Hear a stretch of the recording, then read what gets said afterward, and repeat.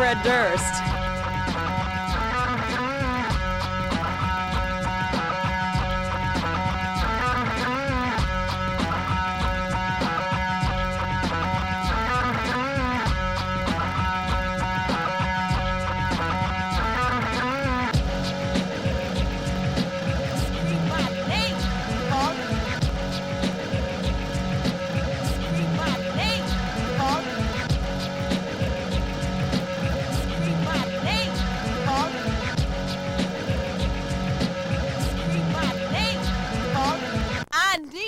Scream my name, punk!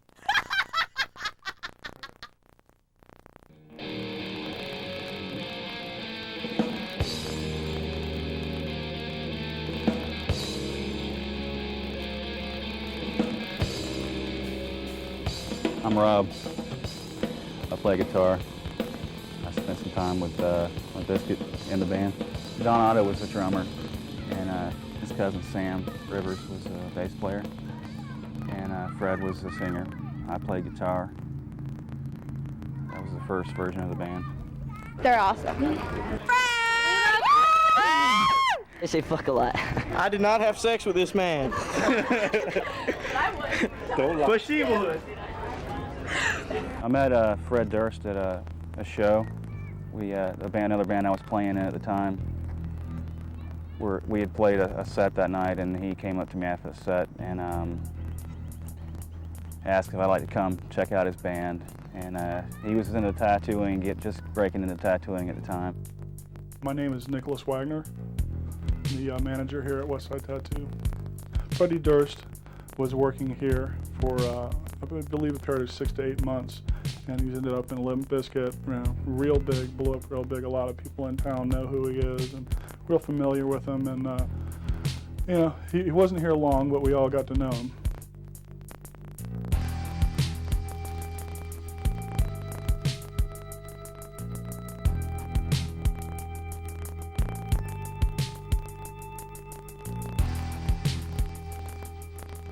I met the band, met John and Sam, we jammed. It was, chemistry was pretty incredible. I mean, these guys are good musicians. Fred's a great singer. No doubt about that. He writes great songs. I mean, that happened right from the get-go. There was no question about it. I knew from day one the band was going to blow up. Hey, we're here to see Limp Bizkit. I can't wait for the show. Hell yeah. My name's Sean Mahoney. I guess I was the t-shirt guy for a while when I first started out. That's how everybody knows me, the t-shirt guy. Musicians, all of them, outstanding. Outstanding. John, the drummer, is amazing. I mean, he amazes me. I think everybody in the band can play everything. I mean, they got Fred gets on the drums, gets on the guitars. I mean, sitting on the tour bus, Fred plays the guitar on the tour bus, and sitting there making beats. John and Lethal are making beats on the MPC machine and everything. It's pretty cool. They're really good at what they do. I mean, I'll give them that much. Originally, it was always pronounced Limp Bizkit, I believe, but originally the name was spelled B-I-Z-K-U-T, the biscuit was, but they changed it because they didn't want people pronouncing it Bizcut, I believe. One of the guys that worked for the band was known to smoke a lot of marijuana, and he made in passing a remark about his brain being the consistency of a Limp Bizkit due to all the THC, and I think Fred kind of picked up on it and went from there. Say, hey, we want some beep, say. And it was all, it was history from there. Everybody that you ran into that hadn't heard the name, they were like, what the fuck are you talking about, man? You guys are stupid. What kind of name is that? And everybody was, oh, Korn, and then they'd be like, Limp Bizkit. But the people that were close to the situation, close to the band, and knew where the name came from, could always have a smirk about it, just always like, yeah, whatever, it's gonna be huge. He signed my $10 bill. He signed my $10 bill. Awesome, awesome, awesome. Fred got into tattooing. He got hooked up with a gig out at a shop on close to a Navy base on Mayport in Jacksonville, and right next to a topless bar. Both were owned by the outlaw motorcycle gang. And I hooked up with Fred after we started playing together, and hung out at the shop and basically apprenticed under him. And a lot of hanging out, just going next door to the bar, drinking beers, talking to the girls, and doing a little tattooing every now and then, body piercing. Fred was, from what I understood and what I saw, was fairly popular. He had enough of a following compared to everybody else here. It was about the same. And when his band started to get big, it got a little bigger because, you know, he's on stage, he's telling them where to go and that he's doing tattoos. So naturally they're going to be like, oh, okay, the singer of the band does the tattoo, I want one from him. I want to fuck Fred Durst. The place I go to work in Dallas, Frank Lee, who is just one of the most phenomenal and dynamic artists I've ever met. From what I understand, what I've seen, Fred is particularly fond of Frank Lee. Some of his forearm work, some of his more prominent work is from him. And, you know, at least he's got some pretty good taste in some of his artists.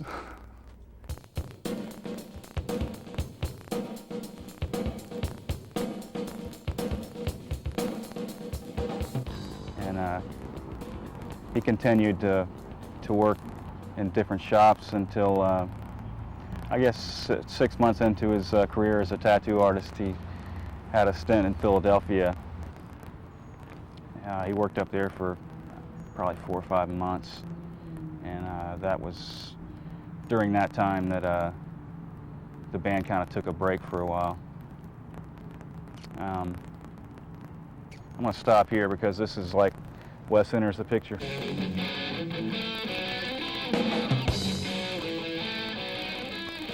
The Forbidden Planet on Planet Radio 93.3. That's called Get Up. Right now, here's brand new music from Jacksonville's own Limp Bizkit. This is called No Sex, right here on the Forbidden Planet on Planet Radio 93.3. I'm Robert Goodman. I do a show called Forbidden Planet and a show called Open House here in Jacksonville on Planet Radio 93.3. My show was like the first show that really supported Limp Bizkit and gave them a lot of airplay. Plus, I drummed a lot of people up to go see their live shows, get record contracts. I also contacted a lot of people in the industry and kind of helped push them towards finding out about the band. Just really believed in the band locally and wanted to see them be a lot more than just another local band. It's been really hard. It's been really hard for bands out of Jacksonville to really go anywhere because there hasn't been a lot of places to play. Jacksonville's a very religious-driven town. The Baptist Church controls the town, and you know it's been really hard for bands to kind of take off and grow somewhere. My name's Danny, and I'm in the band Happy Hour. Jacksonville is not the easiest town to be a band in that is attempting to make it big. Limited clubs, a very lackluster downtown scene, and just an apathy that most other cities of this size don't have.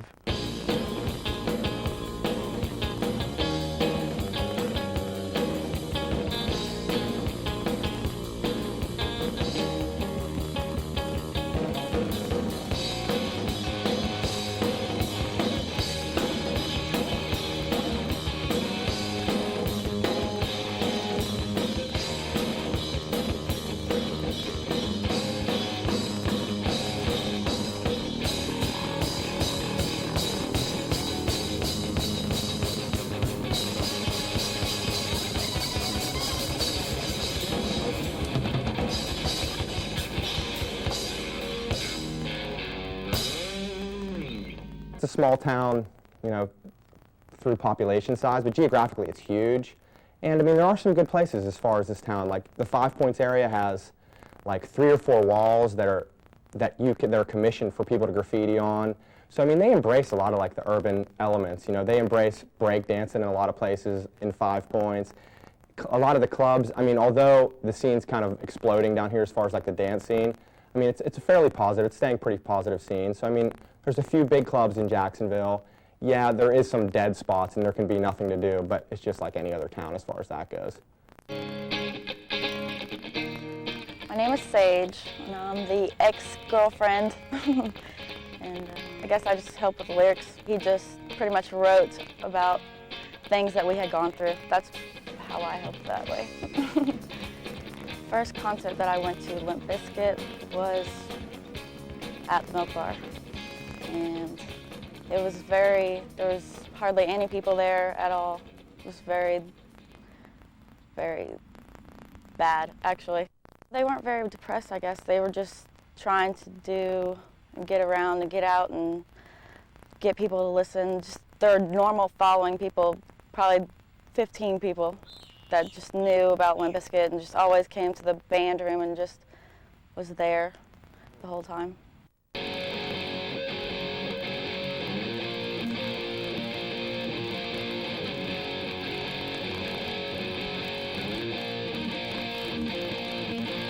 Last year, sometime in Orlando, it was the Ozfest, but they didn't headline or anything, but that was the biggest that he was involved with that I went to. I didn't like it at all. I didn't like flying, but I did it a lot from LA to here all the time, or usually just to different cities that they were at and stay on the tour bus for a couple days and fly home and back and forth all the time, usually. Jacksonville is a very boring town, but it's home, you know, and that's where your roots are, I guess, and so definitely get homesick. My name's Kevin Conley. I own an independent music store in Jacksonville Beach, Florida. Me and my 3 other brothers have owned a few different establishments in this community for a while. It's a fairly positive, it's staying pretty positive scene. Everybody's starting a band, everybody's starting this, you know. It's almost unbelievable, and I think a lot of it has to do with Limp Bizkit coming from here and making it so big. And Fred's whole approach on like MTV, always talking about he's a fan, now he's on the other side of the barricade. So it really fuels a lot of dreams for people to think that they could make it happen. What's up, Fred West? I love you. I think it's nice to see Fred trying to help out some of the people he used to know. Really, it's hard for a band in Jacksonville to find shows, to even finding rehearsal space here is a hassle for bands. It's a constant struggle. If you want to play in a band in Jacksonville, you're going to have to be dedicated, and you're really going to have to want to do it. So you'll get everybody and their mother coming in here. They're starting a hip-hop metal band. It's almost gotten to the point that it's out of control now, but I mean, I've never seen anybody get recognized as quickly as they have, or, you know, as thoroughly as they have. How long have you been a fan? Oh, forever and a day. Oh my God. Ever since I knew the name Limp Bizkit, Counterfeit, man. Oh yeah. Kick ass. I've been a fan for about 2 years now. You ever see him at the Milk Bar? Yeah, we saw him at the Milk Bar last year, last November. So it's pretty cool seeing a local band make it pretty big. Yeah, that's pretty good. Gives everyone else inspiration.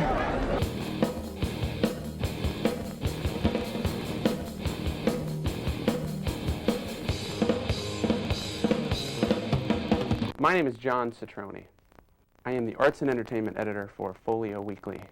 They were becoming a fairly well-known local band. They didn't have the stature of what might be called a regional act.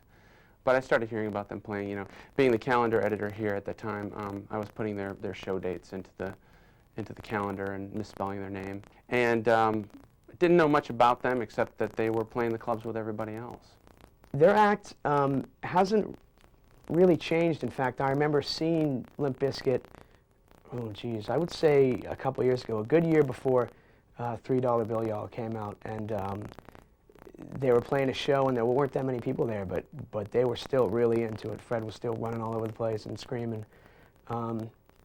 So the music may not have changed. It may have evolved. I mean, they do some different stuff now.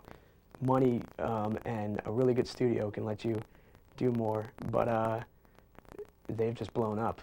Yeah!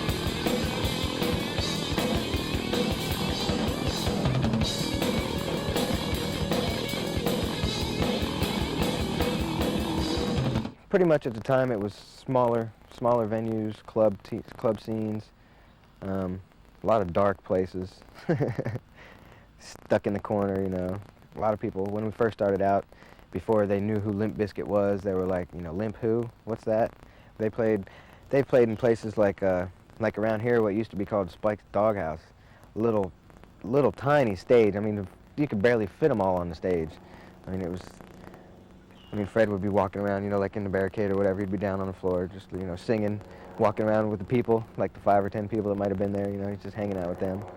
Band's first show was at a place called Spike's Doghouse in Jacksonville, and we came out on stage and look over, and Fred's got a Metal Flake Blue motorcycle helmet on with a Playboy bunny insignia on the side, no face mask. He looked silly as hell. It was great, and I could hardly play the first song for laughing.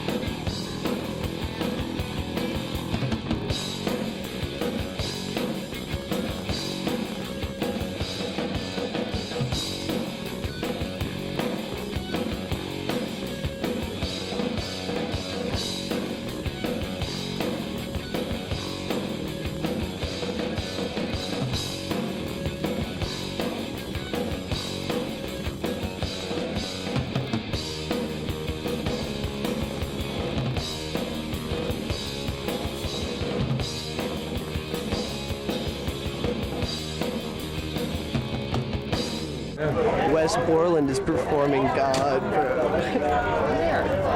Limp Bizkit in the house, y'all. Hell yeah. How long have you been fans? Ever since they came out with their first album. Tallahassee. We're from Tallahassee, man. You come all the way for the concert? Our car broke down, and so we had to get here from like 20 miles away, and we got a U-Haul. We had to rent a U-Haul to make it here, but we made it because it's Limp motherfucking Bizkit. Thank you. Enjoy the show. Lots of love. My name is John Jenkins. I work for Sally Corporation. We do animatronics and robotics. I do the digital audio side as well as the programming side, and we also do the mastering here as well. I first met Rob Waters, was the first original guitar player for Limp Bizkit, and he was the one that approached me with the idea to basically record the band at my studio. I've known Rob for a while, and I've known him before that for a few years. He's been in several different bands in Jacksonville, and he decided to approach me with the whole idea of recording Limp Bizkit, and at the time Rob was in another band as well. So I was like, well, yeah, I'll see what I can do with that, and the name kind of threw me at first. You know, I hadn't never heard of a band called Limp Bizkit, but I was like, sure, you know, I'll do that. And we recorded around '95. We put together a 4-song demo and mastered it at another studio, and went from there. I want to hear some Limp Bizkit, man. Okay, cool. Thanks for listening to Forbidden Planet. Peace. All right, man. Every specialty show plays things for a couple of weeks. They play the flavor of the week, and then they go on to something else. Well, on my specialty show, they were the #1 requested thing for 60 weeks.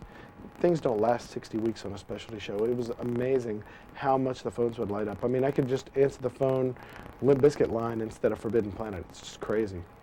The Limp Bizkit's music at the time, when we did the first demo, was very similar to it as it is now. It was just a little more on the heavier side. There was no keyboards. There was no turntables, anything of that nature.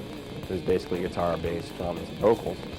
And it sounded a little more stripped down, but I liked it. You know, I liked the material. When they first day of recording, I really liked the material, and told Rob about it. And, you know, it was one of those things where, you know, you record for long enough. I mean, I've been in studios since I was 14, and you know, you record enough bands, you see one like that come along, and you kind of can tell it's a different sound, different kind of vibe, and you know, something could happen with the band.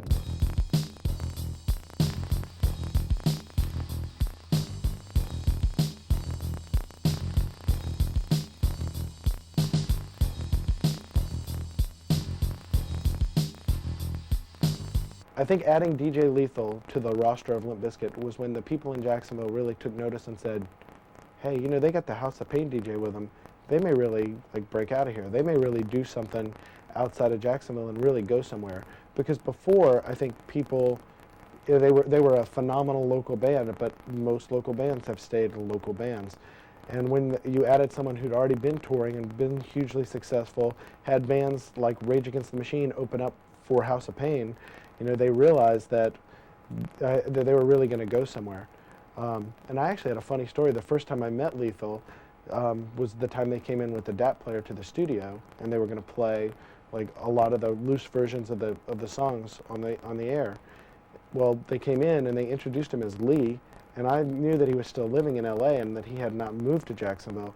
So I was assuming that this was just their friend Lee. And when he got here, he had forgotten the DAT player. And I was like, what do you mean you forgot the DAT player? And I was kind of mad because I thought it was just their friend who was, you know, didn't take it seriously. And I almost kind of yelled at him. And then afterwards, he was very cordial. He said, let me go back to my house. I'll get the DAT player. I'll be back in 10 minutes. If you stall for 10 minutes, we'll get the whole thing straightened out. I really apologize.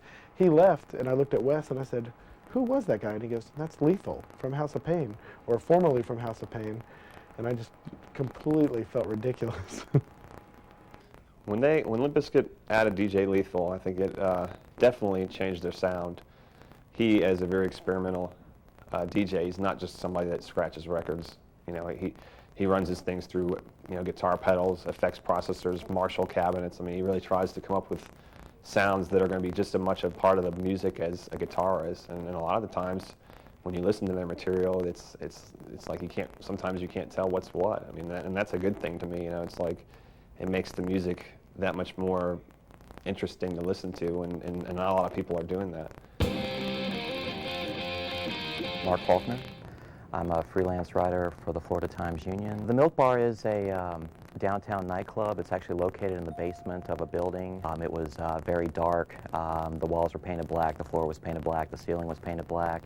There was lighting somewhat, but very minimalistic, a couple bars. But it was, I would say, one of the foremost places for new music in the Jacksonville area at the time. Did you go see him at the Milk Bar? And stuff? Yeah, Milk Bar on Dante's Purgatory. What's your favorite song that they do? Break Stuff. My name's Jason, and this is the Milk Bar at Paradome nightclub. We had a smaller room inside the Milk Bar called the Green Room, and we would audition local bands in there, let them play on a certain night, and then if they brought in a crowd or they showed promise, then we'd book them to open up for our national acts. When they were playing in the Green Room in the Milk Bar, little tiny place, I mean, 10, 20 people maybe. I mean, they were loud. They still put on a good show. I mean, they weren't holding back because there wasn't very many people there, I'll tell you that.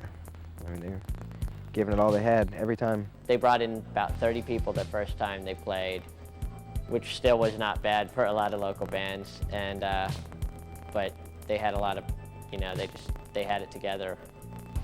From then, it almost doubled every time they played. The first time I saw them live was in March of '96. They were playing as an opening act at the Milk Bar downtown with a band called the Evil Mothers out of San Antonio, Texas. There was probably about 300 to 400 people there for the show, and it was just it just amazed me how much energy the band had while they were on stage. They had complete control over the crowd. The stage setup was very minimal. All they had to the left and to the right on top of the speakers were two little light brights with a flashing red light inside with an L and B cutout on top of the speakers on either side of the stage. But just for their entire set, they wrapped it up with a cover of Paula Abdul's Straight Up, and it was just a phenomenal show. After they were done, the crowd realized they weren't doing an encore, that everyone left, and there was about 12 people for the headlining act. It seems that whether it's a tattoo or cleaning somebody's floor, as long as you get the demo into the right hands at the right time, it's key to your success. As far as Limp Bizkit, you know, making a connection with Korn, I thought it was pretty logical. I mean, they were similar, you know, in sounds. Fred somehow, I think he was tattooing one of the guys in the band at the time or something of that nature. Korn played in Jacksonville at the Milk Bar. Fred hooked up with Fieldy from Korn. went up and introduced himself as a tattoo artist and asked if the band wanted to get free tattoos. And he tattooed a Korn tattoo on Brian's back, and pretty awful tattoo. But I think Brian got it covered up. From what I understood, it wasn't even during business hours. He had met him at a concert. Was like, hey, I do tattoos. Would you like to get one? And you know, he was like, okay, sure. You know, they came in, they did the work, and next time they came back, they came looking for Fred. The joke is that he had done something wrong, and they came looking for him, and he got to know him. I don't know if that's true or not, but that's the joke that goes around. It could be true or not. You never know.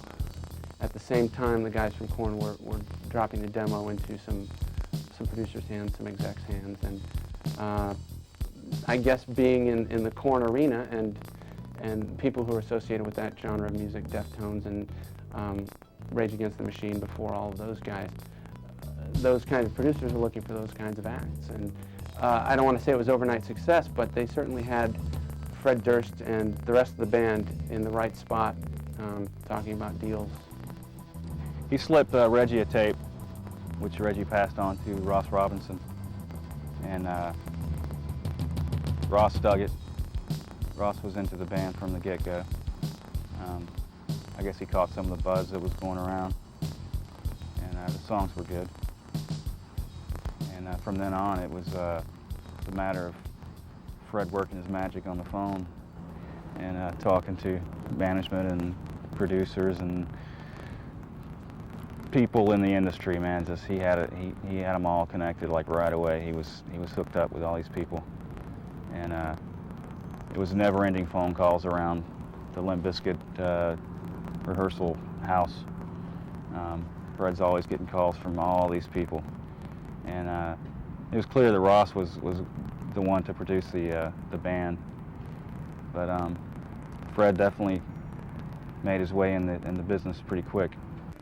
If I had just one memory to think of Limp Bizkit and my mom, it would be still when they were in my studio, and I was basically setting them up, setting the microphones up, and kind of telling, you know, Fred, hey, this is the way to do it. You know, this is a microphone that's supposed to be stationary, and you're supposed to sing into it this way. And him going, no, I want to, you know, handheld mic. I want to run around. I want to do this and that. And just that was the first impression that I'll always have in my mind. You know, it's a funny thing, and even at that time, you know, I was having to kind of explain things to Fred. And then when we mastered in another studio, I took it to be mastered, and we redid the vocals. And then I just said, okay, this is how you do it. And he finally gave in. So I knew at that point he was going to be somebody to be reckoned with, you know. After we did the demo, the first thing that was on their minds was really not just to start playing out everywhere in Jacksonville. It was really, I kind of got a vibe from Fred and Rob as well, that they wanted to just try and shop, you know, the tape as it was. They really liked the way it turned out. Originally, there was a demo version of Counterfeit that came in that when Limp Bizkit had opened up for Korn here at the Milk Bar in Jacksonville, they had decided that they were going to make a demo tape, and they needed it immediately. So they went to somebody's house in the middle of the night and recorded a demo tape, and Counterfeit was one of the songs. And it was very, very basic, kind of loose and raw. Actually, the version is really the demo version is really amazing. And they came in, and I recorded it off onto a cart, and we just played it off the cart. That was originally the only track we had, and I played that for almost a year. As far as Fred Durst is concerned, I think he did have a lot to do with the band because of the fact that he just has a mindset where it's like, yeah, you know, I want to get this band signed, I want to do something musically. So he pretty much, and he has a good personality for that, to talk to other people and to say, you know, this is what we're kind of trying to do. You know, can you do this for us? Can you do that for us? And he's good at that. Okay, it's been so nice meeting all you guys. Awesome. What? Take off your shirt. Oh, get out of my face, dude. I know that Korn came through town. They played Club 5, and we took the tape to Korn after they played or before they played, one of the two. Went to the bus, gave them the tape. They listened to it. They liked it, you know. And I think they gave it from that point to Ross Robinson. And that's how the ball kind of started to roll. Fred was pretty abrasive. He was definitely a rock star before he got to be a rock star. He had the mentality, and I can't say I'm surprised he made it, because when someone's that aggressive, they're going to get what they want. Each one of them in the band would go out and get all their friends to come, and Fred, the singer, was really good about getting people motivated to come out and see his shows. We left Jacksonville 2 days before Labor Day. On Labor Day morning, approximately 6:30, the driver of the van fell asleep, ran off the road. He overcorrected and crashed the van into a guardrail. Everybody had been sound asleep up until the crash, and right when the van started to sway back and forth, people were waking up, and you heard a lot of screaming, and it happened in a matter of a split second, but it seemed like it was, you know, an hour, because the details are so vivid. We hit a guardrail. The van rolled 3.5 times. I was ejected out of the passenger door window. Fred and Sam received pretty serious injuries on their legs and feet. They were asleep in the back, and their feet went through the window. The two roadies that were, we had 3 with us. One was driving, and there were 2 other guys asleep in the back. And it was such a harrowing experience. These guys, here we are, just everybody sound asleep. Next thing you know, the world's spinning around.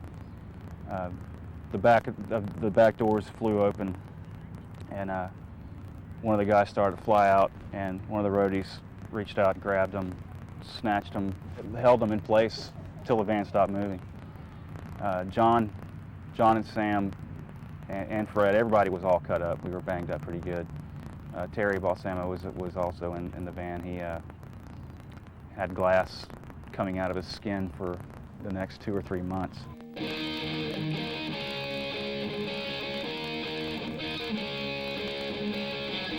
It was pretty laid back. No crazy parties, you know. We had a lot of cookouts, a lot of hanging out. Just more hanging out than actual practicing. That was always the speed of the band. You'd come over, and it was fighting over the Sony PlayStation to see who was gonna get the next turn, you know, and a lot of hanging out. And in between all the hanging out and having fun and partying, it was let's go jam. No, like, you know, we got to practice now. This is rehearsal. It's got to be serious. It was never like that. It's always fun. We practiced at the house that Fred lived at. He lived there with a guy named Bob, and we practiced as much as possible.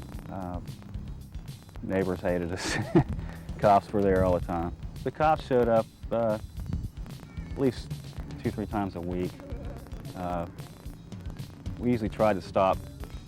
You know, we'd get a little warning or somebody looking out the window, and now the cops are here. We'd shut down. Everybody would act casual, you know, hang out outside or something in the backyard until the cops left. And they were always pretty cool. Nobody got arrested. They threatened to arrest the residents of the house a couple of times. Never happened.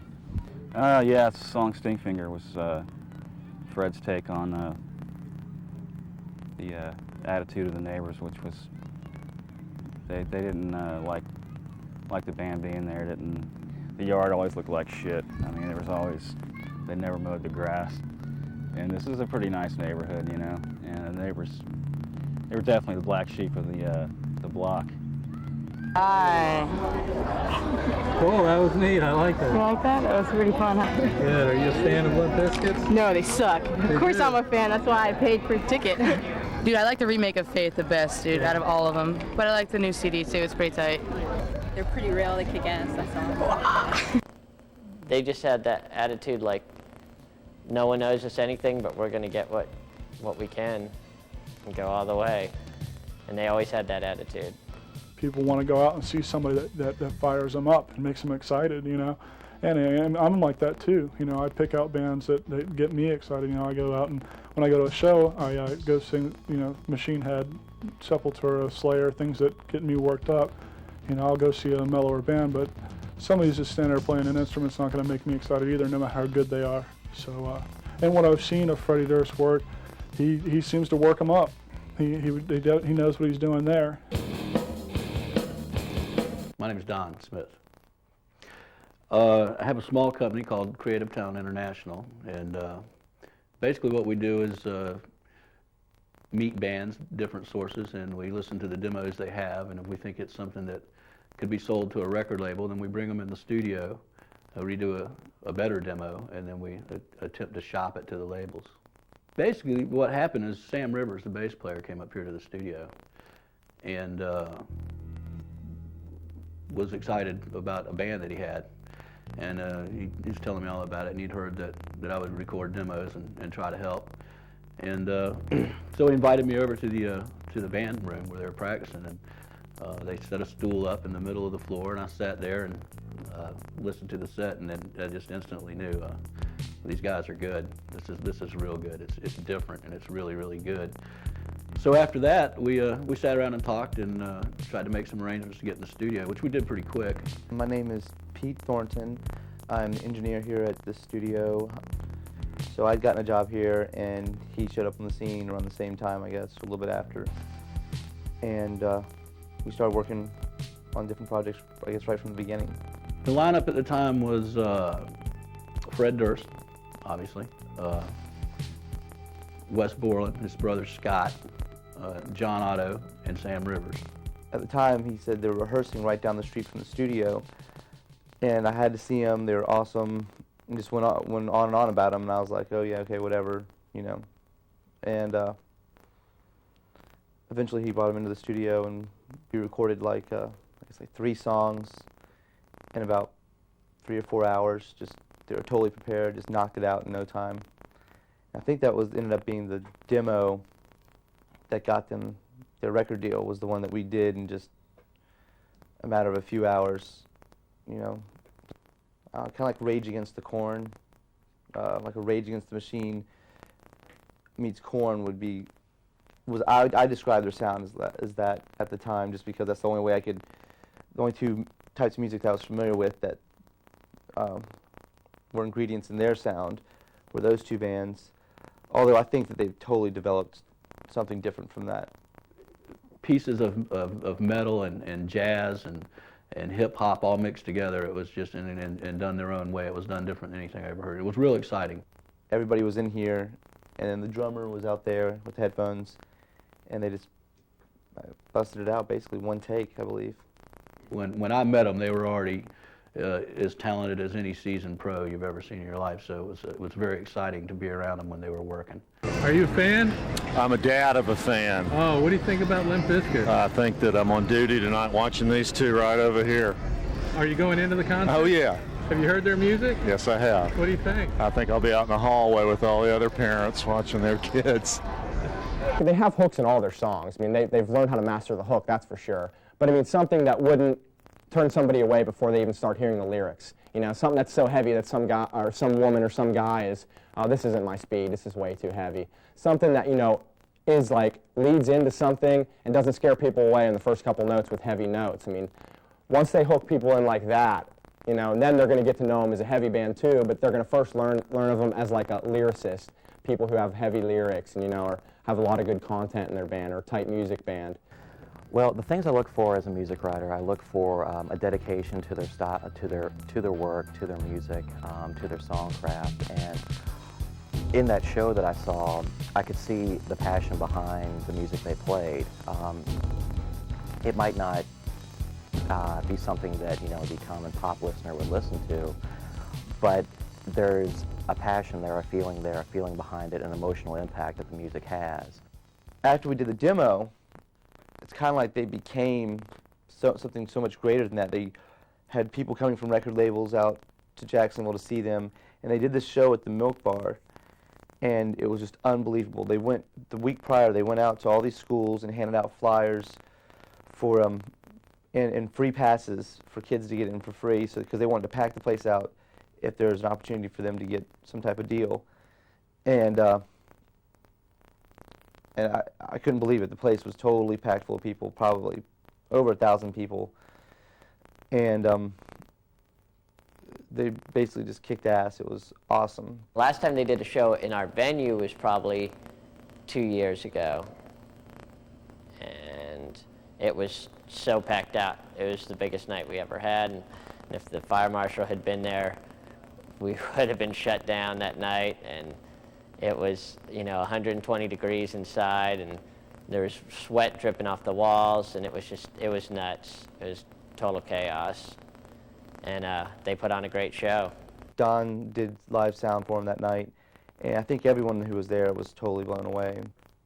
The one thing that I do remember, for some reason, there's a song called Stalemate that we recorded, and I pretty much just engineered all the sessions. And I think this was the second group of sessions that we did for demos. Or perhaps it was another session that we were doing some new overdubs on. And it was the night of the show at the Milk Bar I was talking about. And up until that point, I was just totally just engineered the whole thing. And Fred liked to do his vocals in the control room. And so we're in here, it's just he and I believe. And Don might have been in here, I don't remember. And I just had an idea, and I was like, hey, why don't you try to sing this chorus part? Because usually he just yells it. And he was kind of reluctant, and then he was like, okay, and then we did it, and it came out sounding kind of cool. And then that night, he got on stage and tried doing it, and it was like a total disaster, and he couldn't sing, and he came back in the next day, and was like, that's a terrible idea, and made us change it. And so I just remember that that was the only time I ever tried to attempt to produce anything. I was a little shocked when the first time I saw Wes on stage was when he had long hair. He had his hair in pigtails, little pink barrettes, just wearing like a half shirt, silver half shirt, real tight. I walked in at the back of the club, and they were like on the other side, and I was like, I didn't know they had a girl in the band. But when I got closer, I saw it was Wes, and I felt like a heel. Working with Korn and Limp Bizkit was actually fantastic because it's such of a family atmosphere. Korn had a tremendous amount to do with them being signed. So obviously Korn wanted them along, and that made it real good. And they wanted to be there because they were friends. And the guys in Korn are just wonderfully nice people, really good people.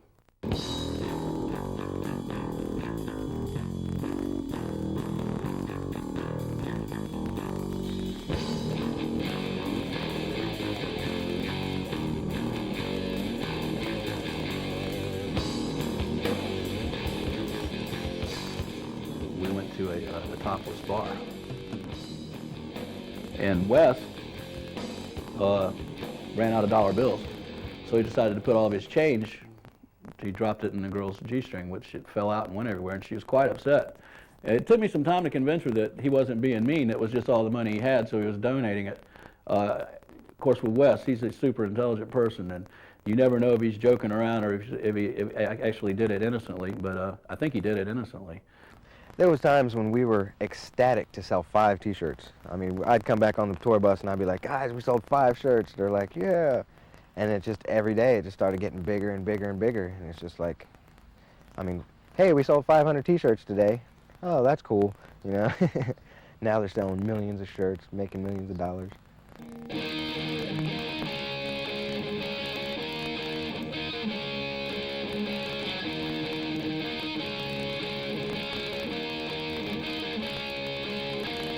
Remember they played in played in an arena with Pantera and Machine Head and all that, in Cold Chamber, in front of like 30,000 people, and that was just amazing.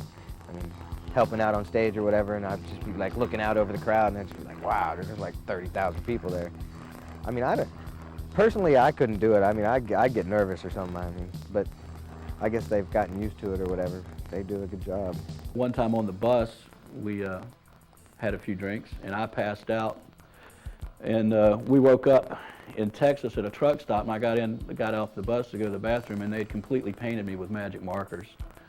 My face was completely painted, which I didn't realize until I walked past all the truckers and went to the bathroom, and I saw myself in the mirror, which was shocking. And it was permanent ink, so it took about half the tour for it to wear off. Later that day, I discovered they'd done my belly and made faces on my stomach also. So that was pretty funny. They got me on that. There was a couple little homemade films we made in the bus, playing cards, Fred and myself playing cards. That was was pretty hilarious. We used to do some mock interviews that were kind of funny. Being with the guys is cool. The guys as individuals are really cool people. I mean, they're really a lot of fun to be with. I mean, I kind of saw, you know, living in such tight quarters with them, I saw like the good side and the bad side, you know, which it was good. I mean, they were good people. I had a lot of good times with them. A lot of fun. When you go to one of their concerts, you can see it's not just one certain group of kids there. It's a mixture of kids they can be from 12 to 30 years old and just all kind of people, and they're all there, and they all like the music. So the theory, it really did work. I mean, the band didn't ask me to do it or anything, but because I talk to record companies every week, every promotion company I talk to, every record company I talk to, I would say, well, you got to check this band out, Limp Bizkit from Jacksonville. And when Flip signed them to Interscope, I had been telling the Interscope guy about him. He goes, hey, we just signed your boys, the guys you've been telling me about. And it was like a couple weeks to a month before he even heard it. And then when he heard it, it was really weird because I'd been telling him about something for a long time, and then it was his project. So I would say that everyone I talked to was aware of them for a long time before, you know, there was anything even to hear. They were always constantly experimenting. At one time they did a Paula Abdul song, and at another time they actually were working on Charlie Daniels' Devil Went Down to Georgia, doing it their way. So they were constantly stretching out and looking around, and Fred came up with the Faith thing and immediately put it into the live set, and the audience went off. So he knew, this is powerful, this is strong. And it turned out that was really the big hit. I always thought Counterfeit would be the big hit, but Faith really kind of took the spot there. What's your favorite song? Faith. Oh. Faith. Faith. Faith. Faith was the obvious single.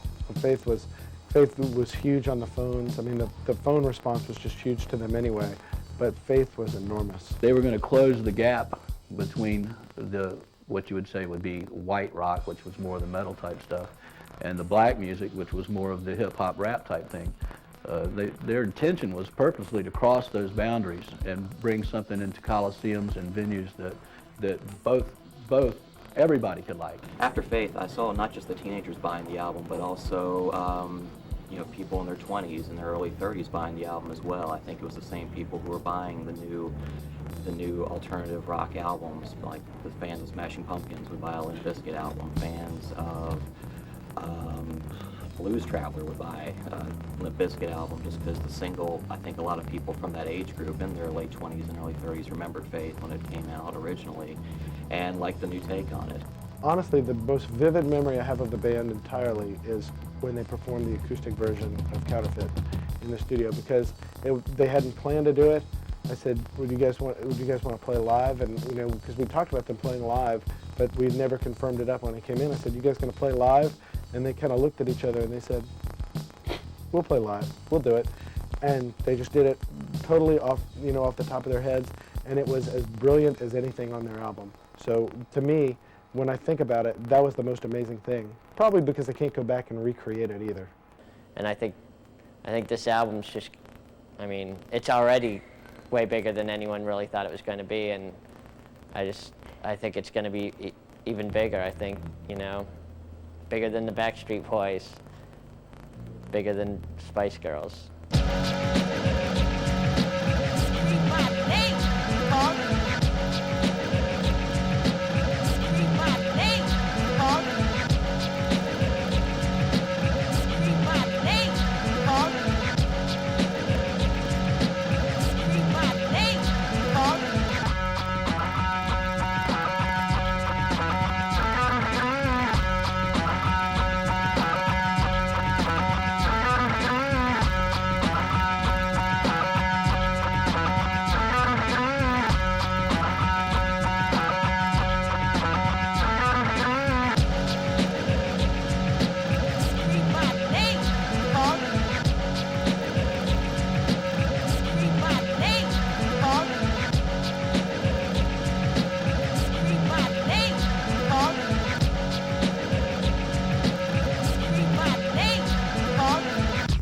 This is the archetypal rock sound